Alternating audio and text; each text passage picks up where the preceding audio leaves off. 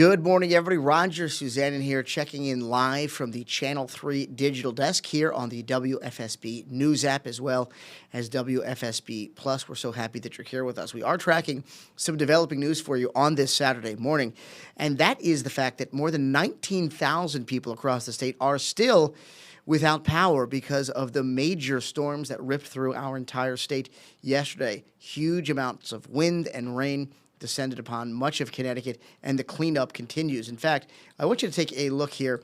This was the scene in Niantic yesterday. You can see with a deluge of rain, it also led to some flooding along the boardwalk. As we mentioned, more than 19,000 people without power.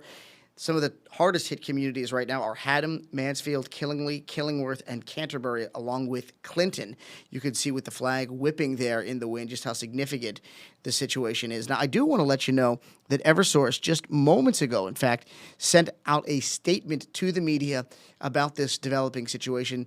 They write, "We're continuing to shift crews to our hardest hit eastern communities and working with our public safety partners to address emergencies like downed wires. Crews have restored 80,000 plus of our customers since the storm started and cleared 181 blocked roads, including 82 overnight."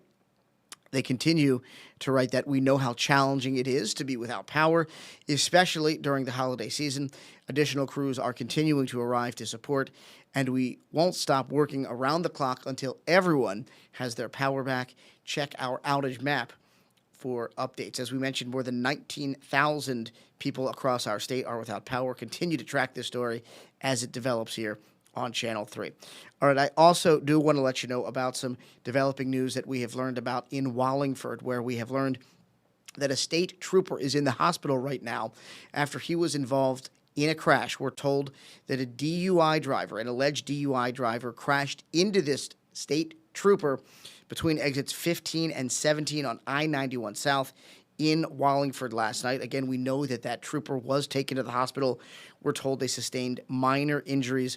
The driver involved has been arrested and has been accused and charged with DUI. All right, I also want to let you know about some major investigations that are happening right now. The first in North Haven. Take a look at your screen right now. These three individuals have all been arrested by North Haven police along with the local FBI office. They are all accused of criminal attempt to commit sexual assault in the second degree, risk of injury to a minor, enticing a minor, possession of heroin, and possession with intent to sell. That's Kenneth Richardson.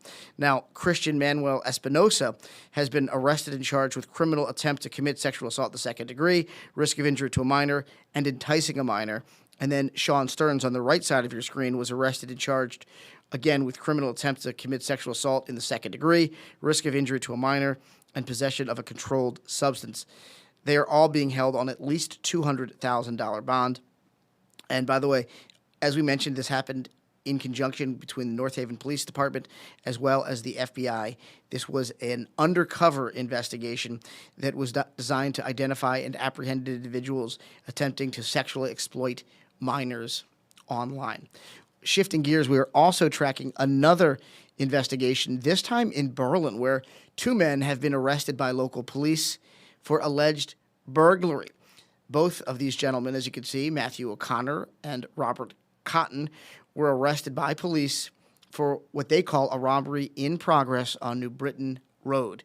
The victim says that they woke up to loud noises and they found those two suspects trying to basically escape through a window. The suspects then got into the victim's vehicle and actually drove away. So it was determined that those suspects stole the victim's wallet and car keys. And then 3:30 in the morning, Hartford police, along with Berlin officers, eventually stopped the car that these suspects were driving in. They have both been charged with burglary, vehicle theft, and reckless endangerment, and are being held on a $25,000 bond.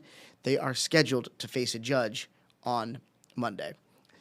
We also want to let you know about some developing news in Hartford this morning, and that is that police have told us that a man in his 30s was shot late last night on Garden Street, and investigators are still trying to track down the shooter. Now, we brought you this as it was breaking this morning and late last night. We don't have a lot of information right now about the suspected shooter, but we have learned that the victim is in his 30s, and when police arrived again on Garden Street.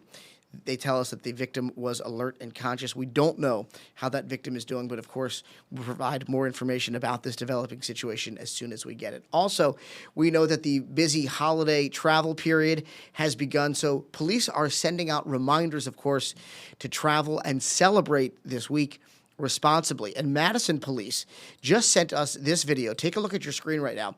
This is from an arrest in Madison of a driver who is accused of driving drunk as well as failing to maintain their lane. You can see this driver is just absolutely all over the road. Scary stuff. Madison police have not identified the person who they arrested, but as you can see, they were completely on the wrong side of the road last night. This is a very scary situation. And again, Madison police are sharing it because they want to remind people about the dangers of impaired driving. You can see finally officers were able to pull the driver over there. They want to also remind folks that during this season especially to celebrate and travel in a manner that is safe for everybody. Celebrate responsibly. All right, everybody, we're going to continue to track all of the big stories for you on this Saturday and through the entire weekend. Keep it here on Channel 3, the WFSB News app, and stream us live on WFSB Plus. Have a fantastic Saturday, everybody. We'll see you right here on WFSB real soon.